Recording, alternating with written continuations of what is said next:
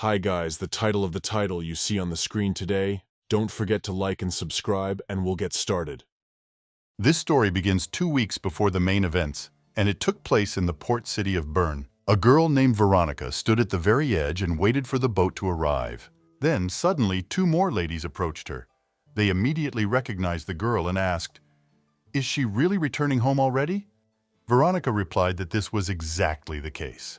She decided to return a little earlier in order to still have time to do some things at home. But then suddenly the girl noticed the beautiful flowers in her hands and asked, wasn't it her birthday that day? She also smiled and said that this was her first birthday as an adult and asked, why shouldn't she celebrate it properly?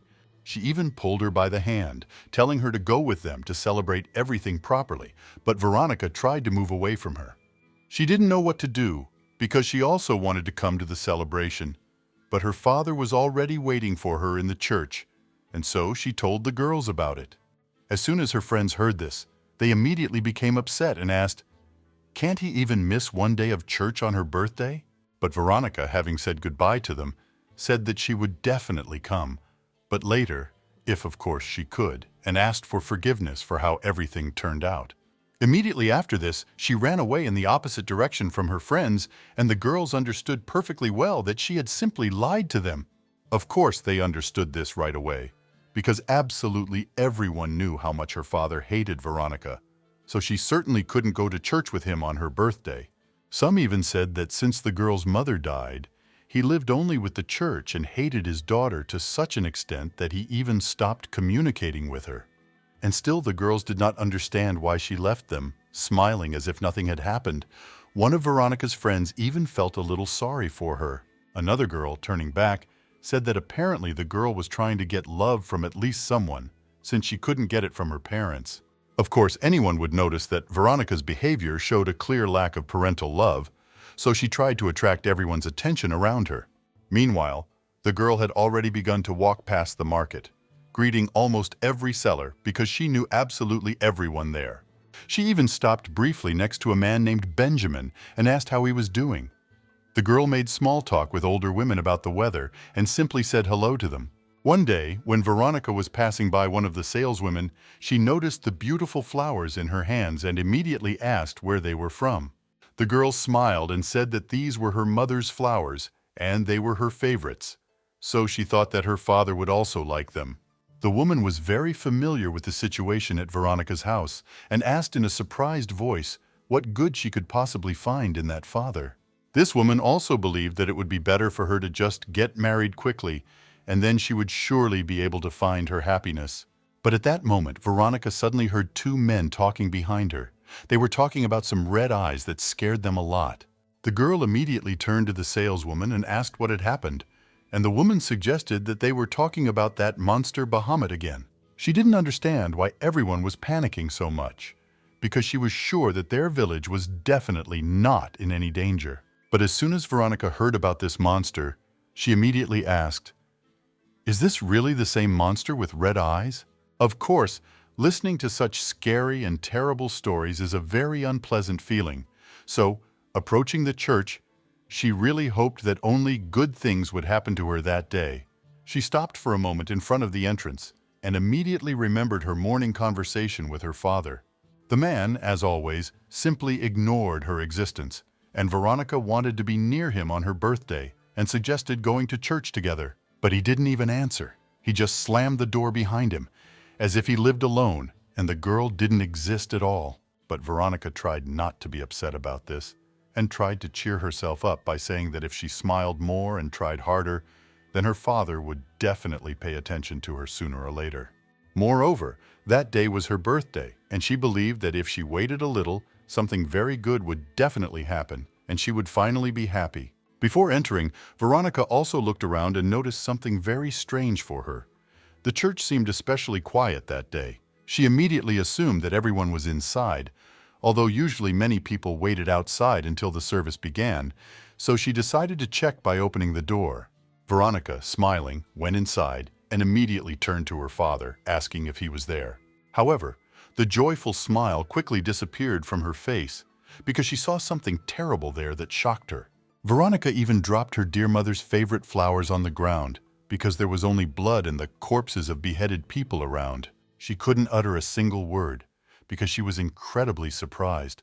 The girl simply couldn't understand what had happened and why there were so many corpses in the church. Then she immediately began to worry about her father and tried to find his body, although it was quite difficult because there were no heads anywhere near. But after some time, Veronica found her father's body. She immediately ran to him and burst into tears. Her hope faded. He was dead. Then she began to shake his headless body and asked him to wake up, but of course the man did not react in any way. When the girl simply screamed and cried loudly because she was simply horrified by what she saw, she did not know how she would now live without her father and mother, what she would do now at all. But then, after some time, she suddenly heard a strange sound behind her. She immediately became wary, but because she did not turn her head in time, she did not see that some monster with huge hands and claws had crept up on her from behind. And just as she felt someone's presence behind her, Veronica turned around and saw this terrible monster right in front of her with a ruby-red gaze. Of course, she immediately realized that this monster was the same Bahamut that the whole city was talking about. And in a quiet, trembling voice, she could only pronounce his name. At that moment, this creature began to stretch out its hand, which was stained with the blood of the victims, towards the girl in order to kill her. Veronica tried to scream so that at least someone would come to her aid. However, she couldn't. She was so scared that her voice was simply soundless. At that moment, the monster ran its claws over her delicate skin, but fortunately, it did not have time to do anything bad. One brave warrior with beautiful red hair was there at the right time. He was able to scare the monster away with his sword, and then, among the destruction, he saw a little girl who was curled up and lying. As soon as the stranger approached Veronica, he immediately saw that she was alive. He felt her breathing and was very surprised. The man turned to his assistants, who had also come to investigate the incident at the church, and said that she had survived. But at that moment, Veronica was no longer her former self. As soon as she looked at the man, he saw a girl with ruby eyes in front of him. While she was lying in the church and until the man found her, Veronica saw some strange vision. She literally felt like she came out to all the people on the street. However, as soon as people saw her, they immediately began to look at her with horror and fear. But Veronica didn't really notice all these frightened looks. She was only thinking about the fact that she was finally noticed and loved, so she curtsied. Of course, people didn't react to this the way she expected. They were all very scared and started running away, saying that they needed to save themselves. And Veronica just stood there and watched their incomprehensible reaction. The girl, of course, did not want them to leave. She did not understand why everyone was abandoning her, so she tried to approach one of the men in order to talk, but he only fell to the ground and, covering his face with his hands, told the monster not to come near. At that moment, Veronica immediately wondered why he called her a monster. However, when she turned her head to the side and saw her reflection in the shop window, it was no longer her. It was a truly sinister monster. And immediately after this vision ended, Veronica woke up. She felt incredibly bad, and this nightmare just wouldn't leave her head. The girl's throat and head hurt like crazy, and she literally felt like she was burning up. Through her half-open eyes, she could see a silhouette next to her. She was desperately thirsty, so she tried to get up. However, she had too little strength. Veronica coughed, and when she moved her hand to the side, she saw a blood stain near the place where she had recently been lying. Of course, the girl was immediately scared. However, as soon as she saw this blood, she felt even more thirsty and realized that this was exactly the source of liquid that she could use for herself. So, without thinking about anything, she was going to touch this blood. But as soon as she reached there, someone grabbed her by the hair. Veronica immediately screamed loudly. When she turned her head to the side, she saw this man. He said that, as expected, she somehow ended up merged with the monster. The girl was scared. She was actually still burning all over. She had a high temperature. Veronica immediately asked him to let her go and also asked who he was. But the man did not let her go. He continued to squeeze her hair and asked why she wanted to drink this blood. He tried to explain to her that even if she drank this blood, she would still continue to be tormented by thirst. This is completely normal. Veronica tried to resist. However, it was all useless. When she reached forward, he pulled her back, and it hurt even more. Then the girl continued to scream and asked him to let her go already. But the stranger persisted. He said that she would die of thirst or that her head would explode. Either way, the outcome was the same. She would die. And then a rather interesting phrase for the girl sounded. He asked if she wanted to live. As soon as Veronica heard this, she immediately stopped resisting. She looked at the man with a surprised look, not understanding what he meant. And the guy then said that even if she had to go through hellfire, he wanted to know if she would really want to live even after that. The girl didn't say anything. She just continued to look at him and tried to understand what was going on. The man's patience was running out, and he asked her to answer quickly. He held her by the hair and said that if she wanted to die, he could kill her without pain. She would not feel anything at all. As soon as Veronica heard these words, she immediately began to seriously think about whether she wanted to live. The girl remembered how, when she was still very little, everyone on the street was discussing the situation that happened to her mother. Everyone was spreading rumors that after giving birth, her mother got sick, and some even said that she simply ate her from the inside. That's all. People also said that her father kept telling Veronica to die every day, and the children, of course, couldn't understand all of this. They thought it was all stupidity and just continued to mock the girl. Some put themselves in her place and believed that if such a situation had happened to them, they would not have tolerated all this, but would have died long ago. So now Veronica wondered if she wanted to live. After a moment of silence, she told the man that she had never wanted to die. So her answer, of course, was that she wanted to live. She was ready to go through even the most difficult trials, just to survive. Meanwhile, the warrior let go of her hair, and the girl sat and cried. Her ruby-colored eyes became a little lighter because of the feeling she was showing.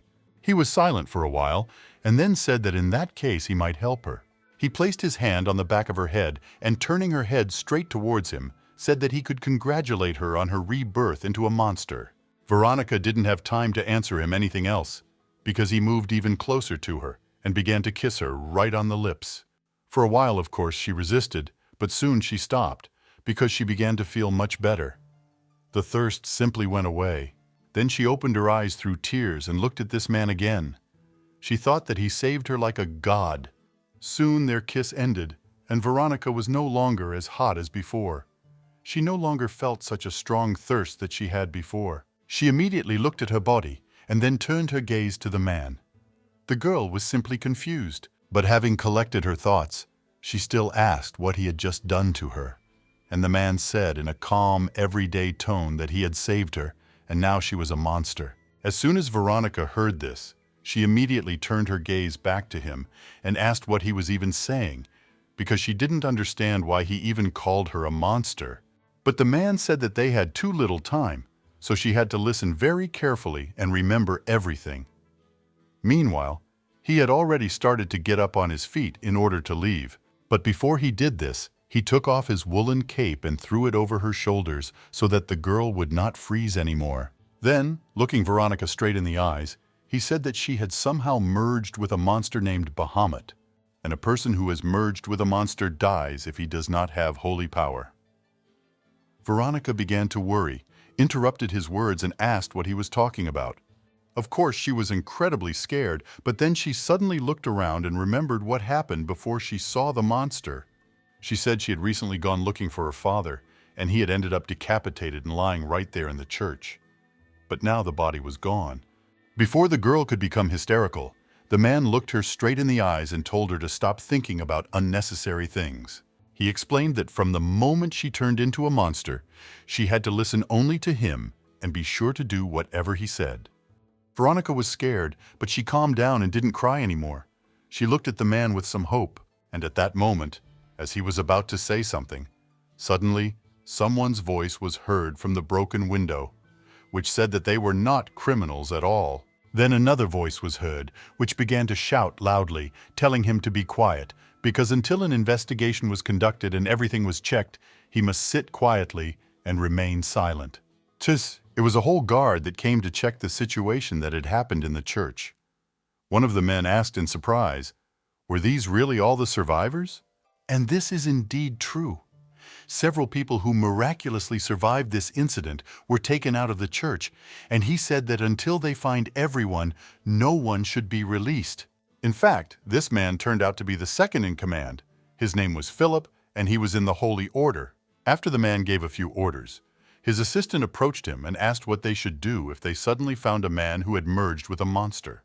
Philip said in a tired voice that a man who had merged with a monster was considered a heretic who had betrayed God. And that is why he ordered all the soldiers who investigated what happened in the church to kill the monster on the spot. The man who was next to Veronica, meanwhile, came to the window and listened attentively to all this. The girl also stood up and came with him, and as soon as she heard this information, she became very scared. She understood that she was now the very person who, if found, would be killed on the spot without investigation, and this was certainly not her birthday dream. The man, meanwhile, hugged her around the waist and said that they had some trouble. Then he picked her up and started to lead her to the exit. Of course, Veronica immediately panicked when he did this and started screaming, asking what he was even thinking.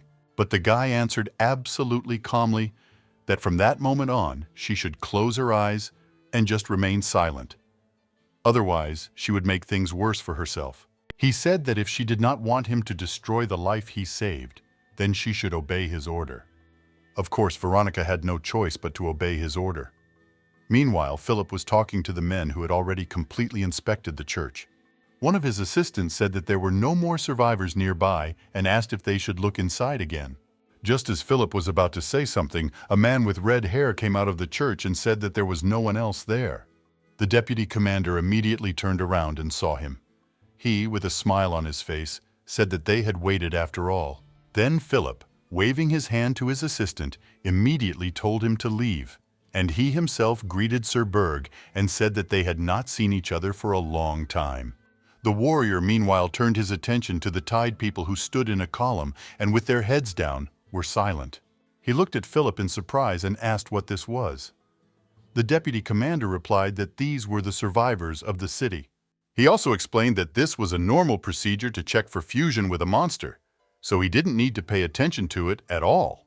Berg, meanwhile, began to look at them all a little warily, because he understood that if one careless action occurred, their plan would fail.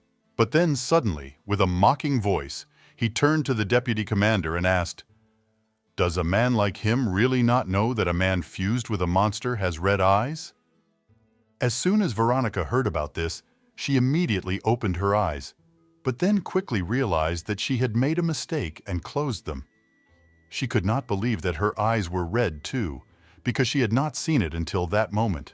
Berg, sighing heavily, said that in that case, handing over the position of deputy to him made absolutely no sense, since he was not coping with his duties.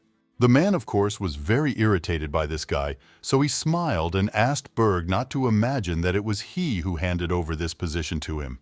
He also said that the guy was not his equal from the start. He just took off like a coward. Philip said in a quiet voice that he had simply brazenly gone and abandoned his knights, thereby turning away from God. So he believed that the guy had no right to say anything about it. As soon as Veronica heard all this, she closed her eyes even tighter, and she herself realized that the man who was holding her was Leon Berg. For a while, everyone was silent. After that, the deputy commander noticed who Leon was holding and asked who this woman was. Meanwhile, Berg looked at her and then, with a smile on his face, asked the guy what he thought she was. Philip did not quite understand the correctness of his question, so he did not answer, and Leon said that he did not see any difference in all this.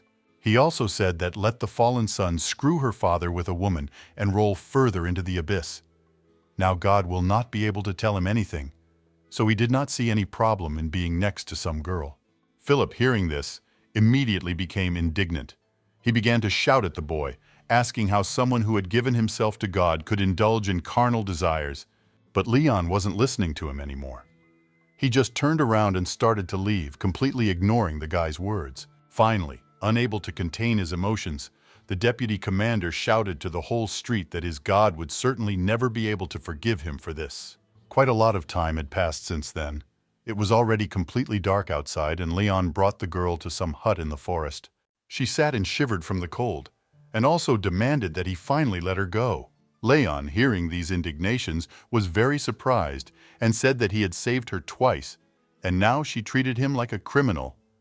Of course, this was very unpleasant for him, but the girl asked if it was true that he was the Bahamut hunter. He has red hair, a scar on his eye, and always wears a black cloak. When she saw his surprised expression, she said that even a 3-year-old child knew his name. Leon then smiled smugly and asked if she even knew what kind of monster Bahamut was. The girl didn't answer him, but of course she knew that Bahamut was a demon, a devil, a monster who suddenly appeared in the world one day. The girl believed that this could be God's punishment for human arrogance, but no one knew for sure. People did not panic much because they believed that these monsters would not be able to reach them at all, because they believed in their knights. And besides, the last recorded cases were quite far from their city. They considered Bayer a beautiful and safe city, beloved by God, so they were sure that nothing bad would ever happen to them. However, Bayer had already been attacked, which meant that God had simply left them to it. Veronica had learned from her own experience. The man at that moment began to straighten the wood in the fire and said that Bahamut, with a rare probability, spawns fused with the monster.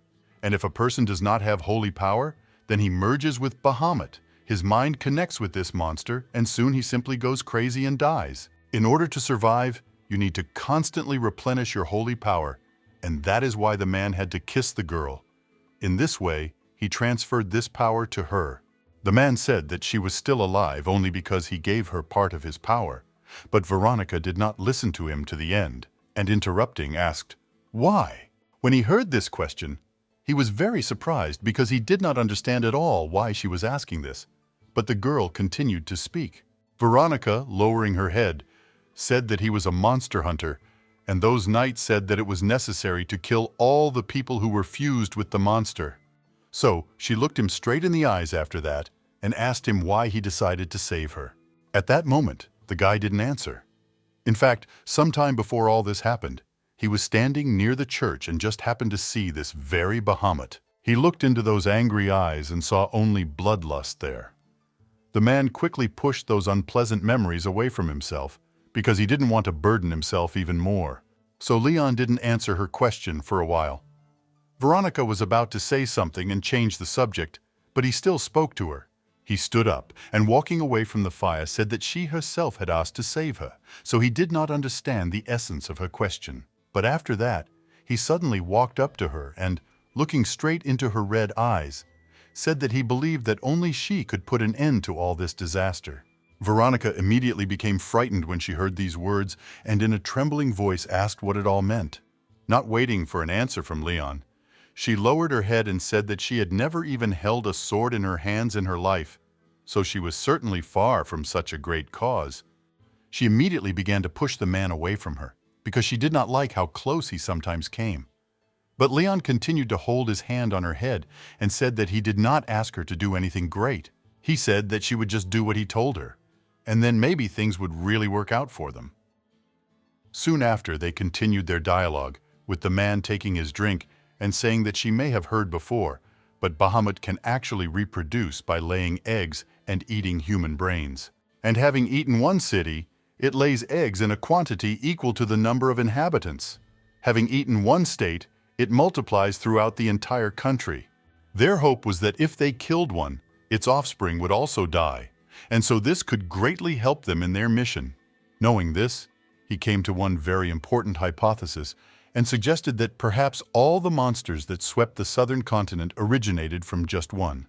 Thus, Leon believed that if they could find and kill this very first Bahamut, the disaster would end. Veronica stood there for a while, thinking about everything the man had said, and then asked how this whole situation related to her. Leon at this point put his drink aside and said that she knew what Bahamut looked like, and asked what the monster she saw looked like before he possessed her. When the girl heard this question, she was a little surprised, but said that he had no head, and there was a red eye on his chest, which scared her very much. At that moment, she suddenly thought about the fact that all the monsters were headless, but the one she saw had one. At this point, Veronica began to panic, gasping for breath. She said that the monster she saw really had a head. Leon smiled smugly at that moment and said that it was indeed so. He believed that the monster she saw was, in fact, the very first Bahamut. And if his hypothesis was correct, then she was now the only person who was directly connected to the original creation. Seeing her frightened expression, Leon immediately said that all he wanted from her was for her to walk with him and tell him about the vision she had seen. So she wouldn't even have to hold the sword in her hands. She wouldn't be able to learn to control it anyway. So the girl had absolutely no reason to worry about it. Veronica was silent for a while, then asked in surprise, "Does he really want to use her like that? Just as a tool?" She guessed that he didn't need her as a whole person. She was just his eyes for him.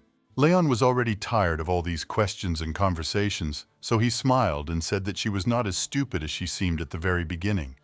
They were silent for a while, and then Veronica asked, "Is there any evidence that she merged with the very first monster?" Because without evidence, of course, she cannot simply believe all this, especially knowing that Leon Berg was actually a man who joined the order as a commoner, not a nobleman, which almost never happened. He received the sacred sword at a very young age, became an unrivaled knight, but one day he let everyone down. Leon ran away from the most dangerous front when he should have stayed there and fought everyone, but he just abandoned them. A knight who was obsessed with blood, a priest who betrayed God by indulging in all the vices of humanity. Of course, Veronica did not know which of these rumors were true. However, in any case, getting involved with him did not bode well for any person, so of course it was quite obvious that she was wary of him. Especially if his goal was to use her, she had to be 100% sure that she would come out on top at the end of the mission. So, turning away from him, Veronica said that she did not want to follow him, thanked him for saving her, and began to leave. She explained her decision by saying that she was not on the same page with a stranger, so it was time for her to go.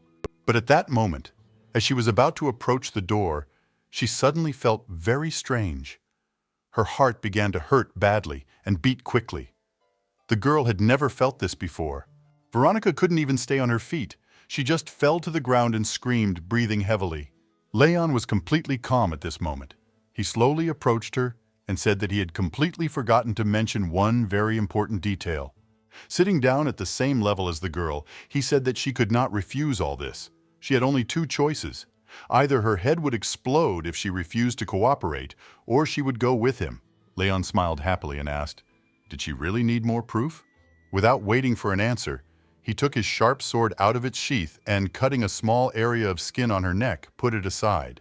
After that, Leon smugly said that he didn't understand why she needed this evidence, because she would die anyway if she didn't go with him. When Veronica heard this, she was furious.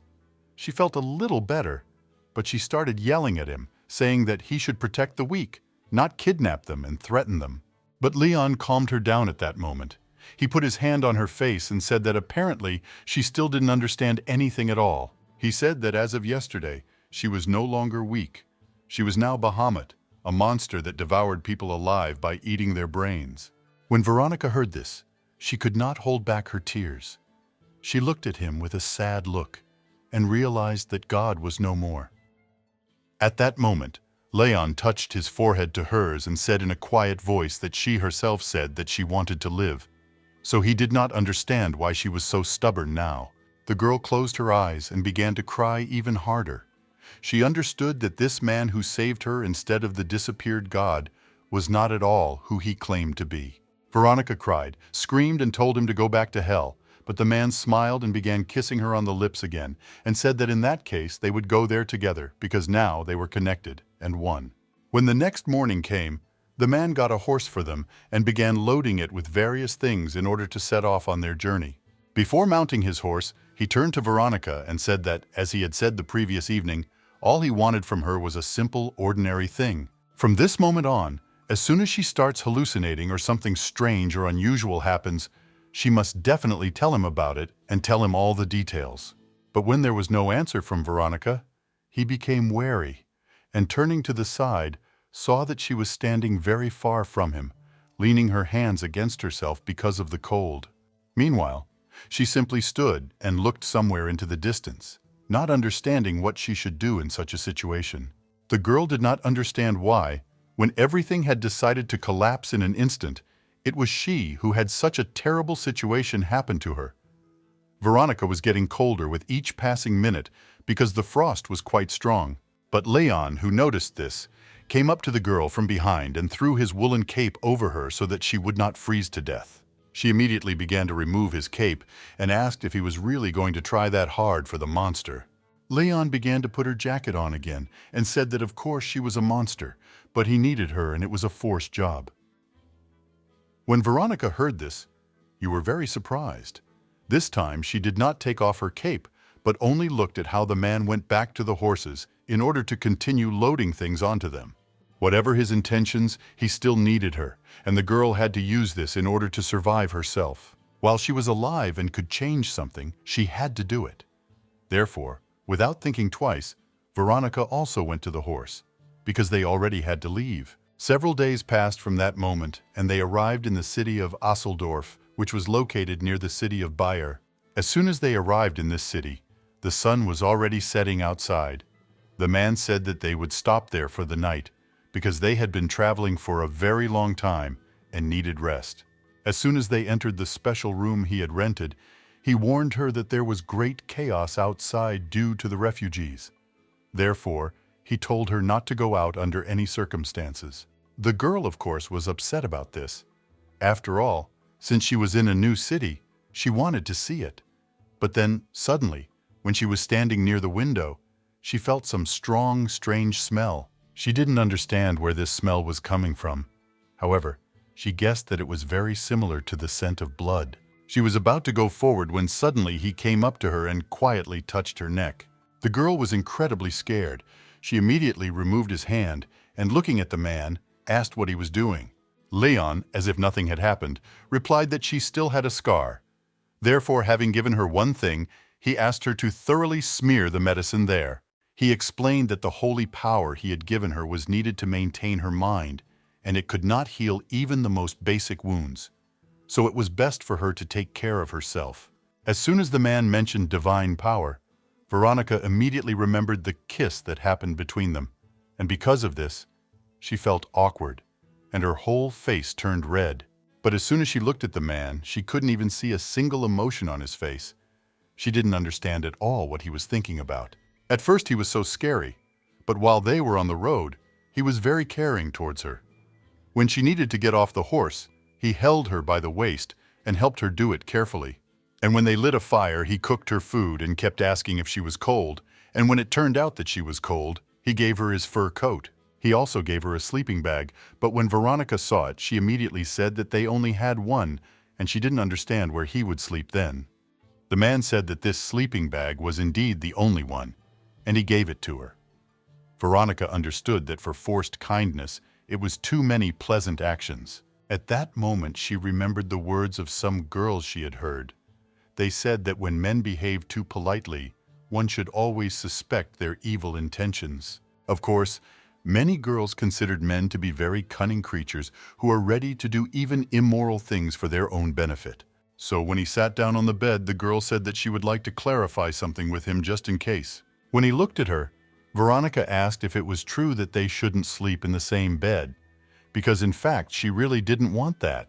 He was silent for a while, and then, smiling slyly, pointed to the place next to him and said that they had already kissed. So it was quite logical, in his opinion, to sleep together. As soon as she heard this, she immediately blushed. The girl could not believe that he really allowed himself such vulgar behavior. So without thinking twice, she started yelling at him, asking if a priest could really do that to women, even if it was out of necessity. They had only kissed a few times, and that didn't mean anything at all.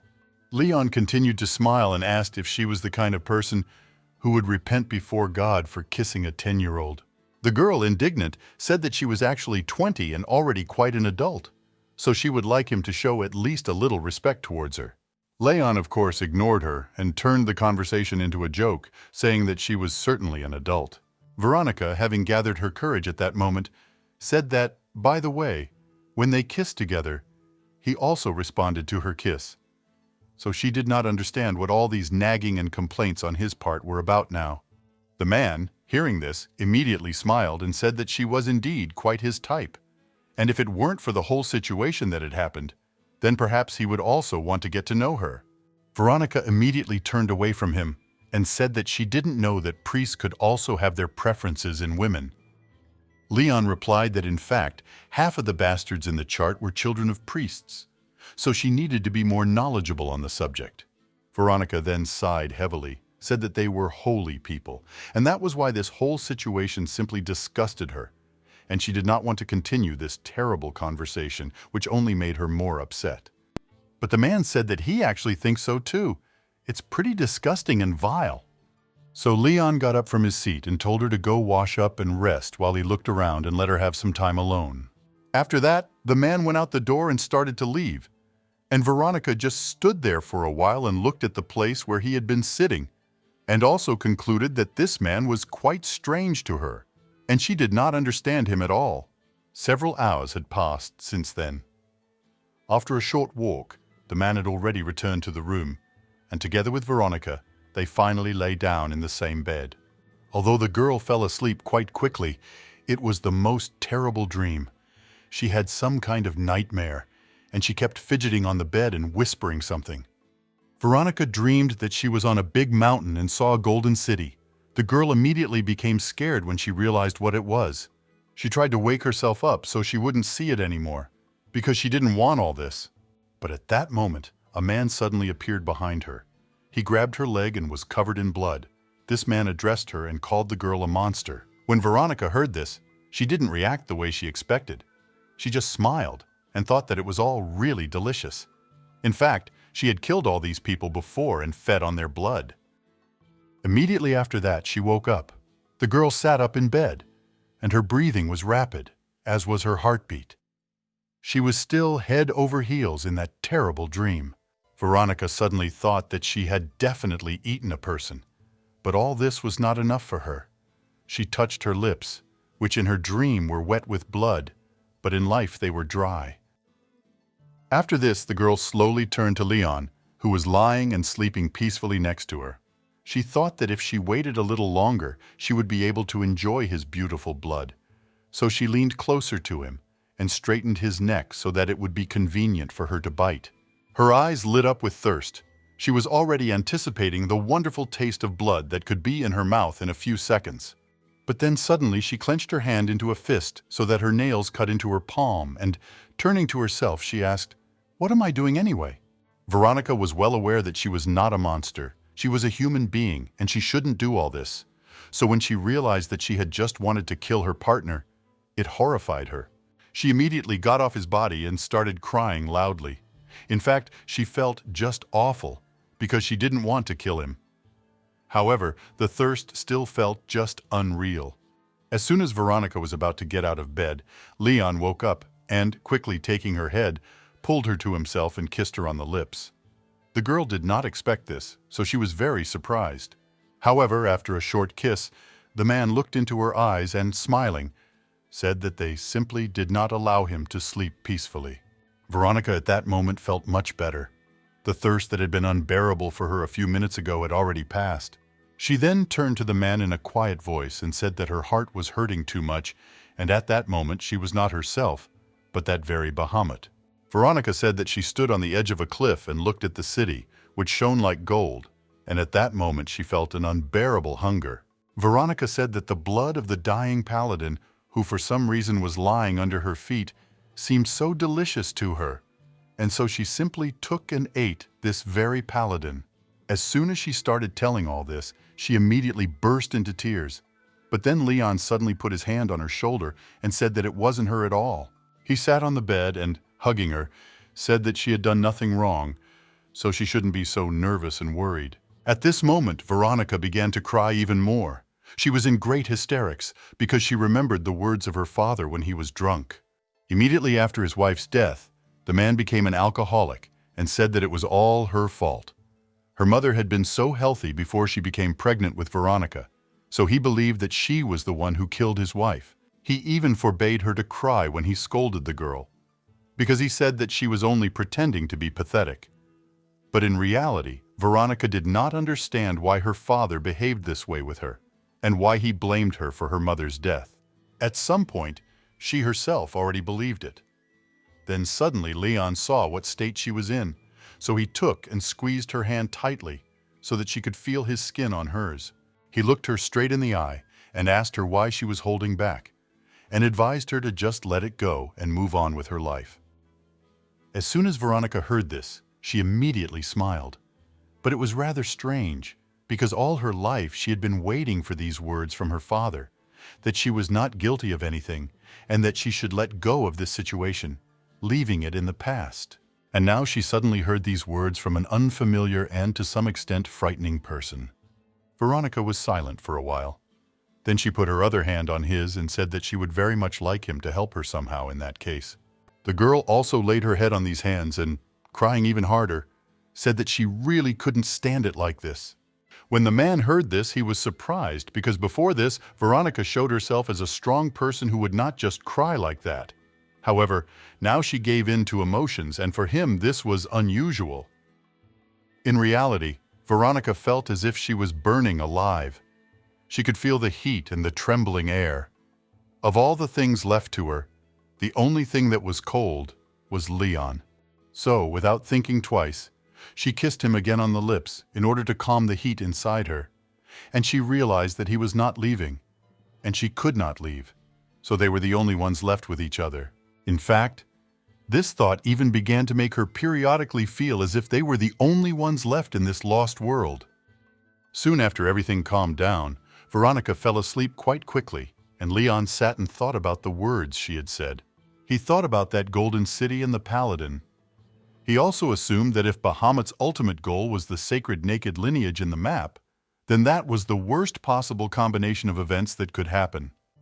At the moment when the soul was about to go to the bathroom to wash up and fall asleep again, he suddenly heard Veronica say some words. She was addressing her father. And after that she called some names. Mostly they were the names of girls, and the man did not understand at all what she was dreaming about.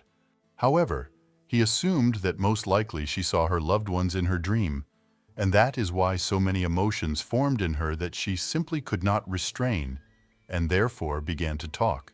Then Leon smiled and, stroking her head, said in a quiet voice that even if they burned in battle or survived, for her it would still be just a tragedy. In any case, she would have to stay with him almost all the time, so she wouldn't even be able to see them. A whole night passed from that moment, and when the morning came, the man and Veronica went down to their hotel, where they took a room, because there was a small restaurant there where you could have a drink in the evening and breakfast in the morning. They were both sitting at the steam counter, and when they were having breakfast, the man suddenly gave her a very beautiful knife in a beautiful case. There was a red flower painted on it, which looked stunning. Veronica, of course, was immediately delighted when she saw this. Her eyes sparkled with happiness, and she asked Leon, was he really going to give her this? The man did not show a single emotion on his face again, but only said that she would give him this sword later. Veronica remained silent. When she heard this, she was actually surprised, and the man, seeing her reaction, immediately asked, "Does she really not like it?" She didn't answer, and Leon explained that he chose it because it matched her eye color, so he thought she might like it. Veronica was immediately delighted when she heard this. Then she looked back at her gift and, adjusting her hair, said that in fact she really liked camellias, so she liked this thing. She also said that she had wanted to have a weapon for a long time, but she did not think that she would be able to get it under the circumstances that had developed between them. Leon nodded his head in agreement, and then, adjusting her hair, said that she had apparently applied the ointment after all.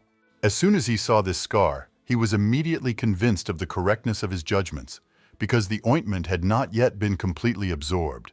Therefore, he asked her to spread it well and evenly.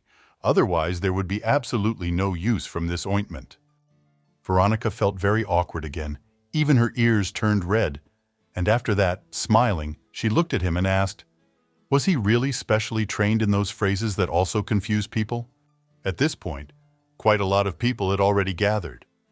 They woke up and also went downstairs to have breakfast, since food was included in the room rate. Veronica, after a short silence, said that if he was bad from the very beginning, then she would like him to be like that until the end, because she is not used to such kindness and therefore can easily misunderstand and misjudge all this. When Leon heard this, he laughed while drinking his cup of coffee. The girl, pouring out her soul to him, was very surprised that he just went and started laughing when she was talking about such important things. The man, continuing to smile, said that he was not laughing at all, because she irritably asked why he was doing this. But Veronica said that he was laughing in front of her right now. He had a smile, and he was giggling.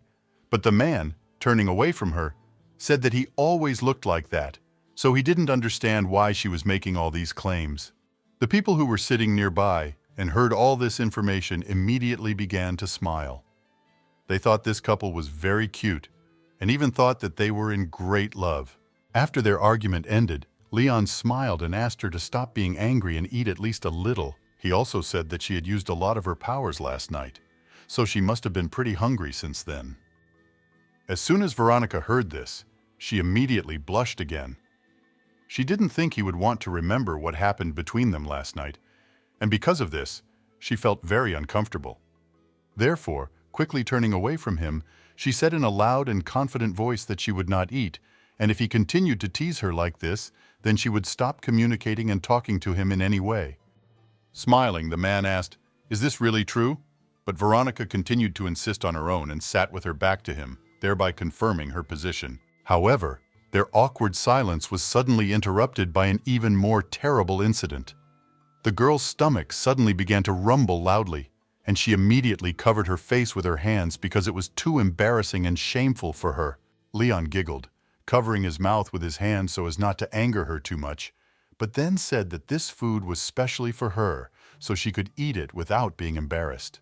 So, smiling, he handed her a piece of meat on a fork, and said that if she would try even one small piece of this food, it would be the greatest honor for him. Veronica didn't say anything. She just looked at him with a surprised look for a while, but then she just took the piece of meat out of his hands. She quickly ate the piece and enjoyed every taste of it because it was really just wonderful. Leon, watching her, began to smile. He realized that it might be easier to control a person if he sympathizes with you, so he decided to change his strategy for communicating with Veronica a little. He knew that people in love are blind to everything else, so it is very easy to manipulate them and do what you want. Some time passed since then. Veronica finally finished her breakfast and decided to return to the room. And then suddenly, passing by a vase of flowers, she suddenly saw those very red flowers that her mother loved so much. And after that, moving closer, she saw that on a small chest of drawers there was also a photograph of some woman who, smiling, was holding a whole bouquet of flowers in her hands. At that moment, an elderly woman suddenly approached her from behind, and turning to Veronica, she asked if it was true that the girl looked like the woman in the photo. Veronica, when she heard that someone was addressing her, was very surprised. She immediately turned back and saw the governess there, who said that it was her daughter.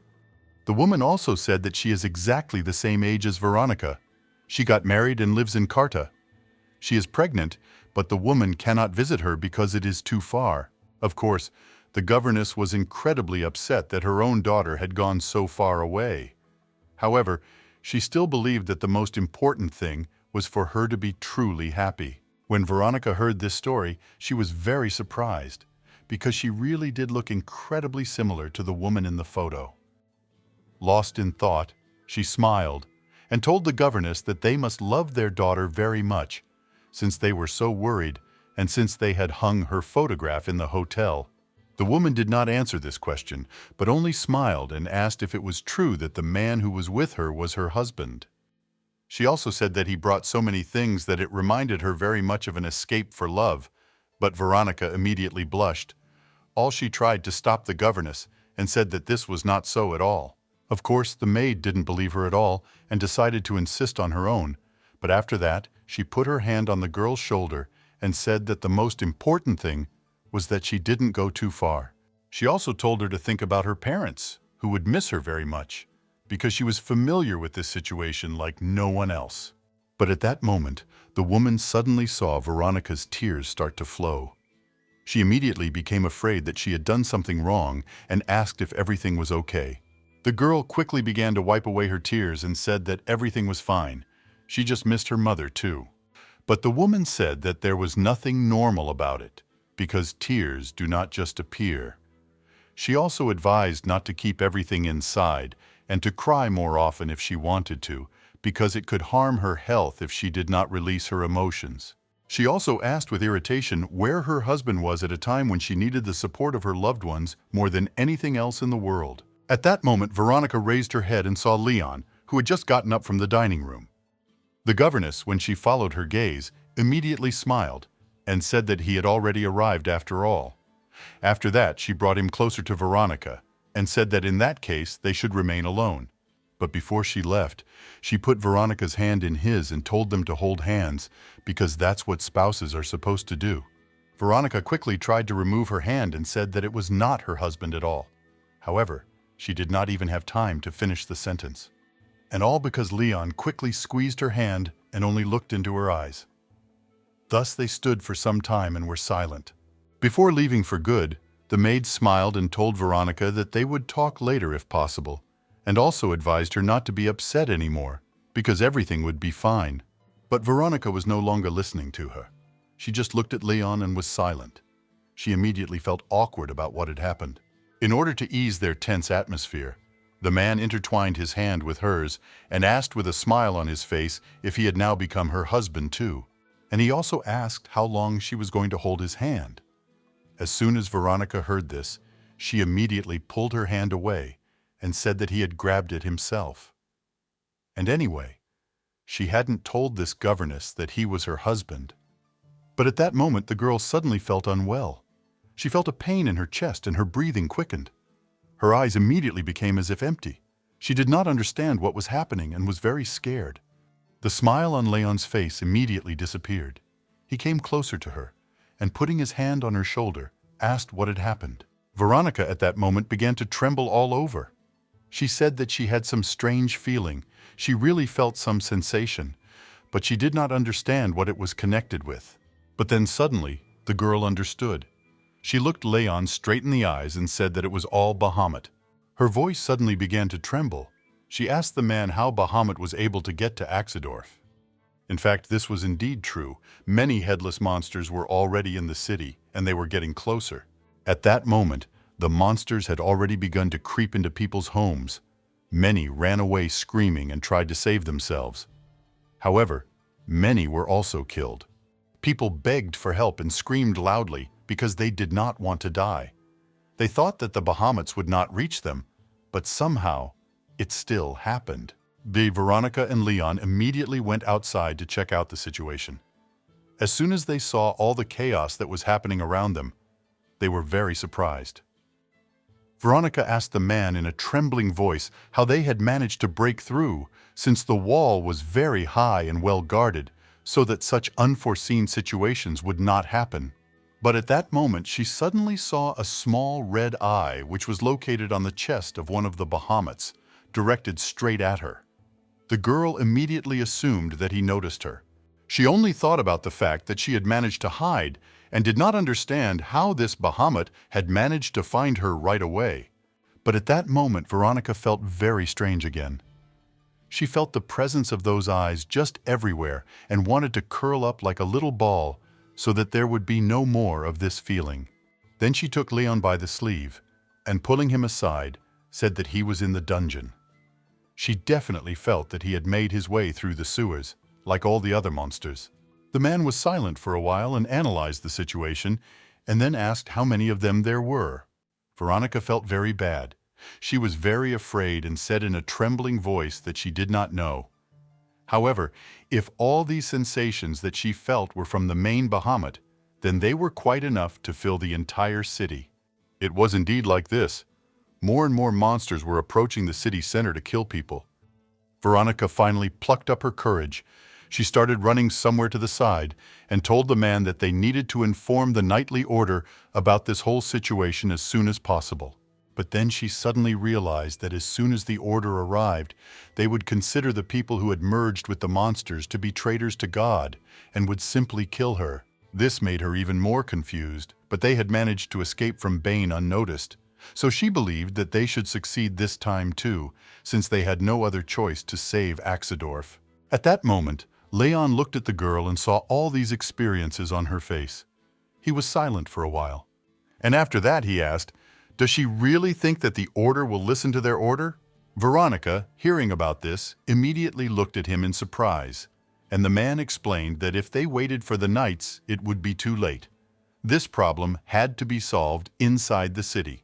Then she put her hand on his shoulder and asked, "Does he really mean that in that case he can save them on his own?" She looked at him with tearful eyes and really hoped that he could really save this city, because they simply had no other choice. Leon looked at her with a sad look and then, turning back to the monsters, told her to hide somewhere. He began to approach the Bahamuts to defeat them with his beautiful and sharp sword so that no more humans would be harmed.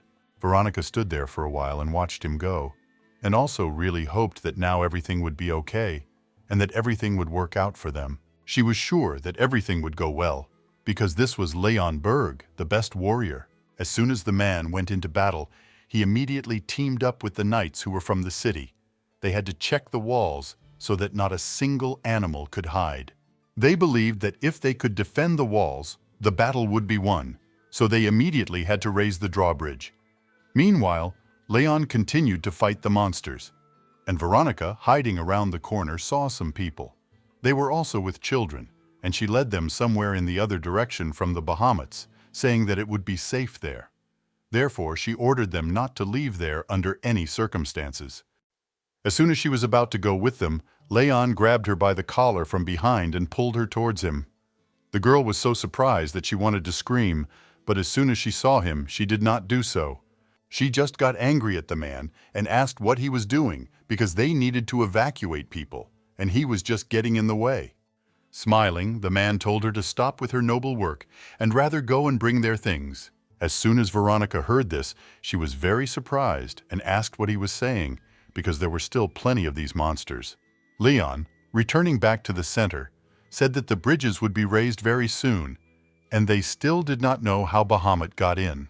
However, whether they know it or not, the troops inside the city will still not be able to cope with all this. If they remain in this place, then only death will await them as well. Veronica was incredibly surprised. She even opened her mouth in surprise and asked, "Does he really want to say that they will just take and abandon this entire city and the unfortunate people who will not be able to save themselves?" At that moment, the man stopped. He said that it was impossible to save all these people. But one could only choose, and he chose her.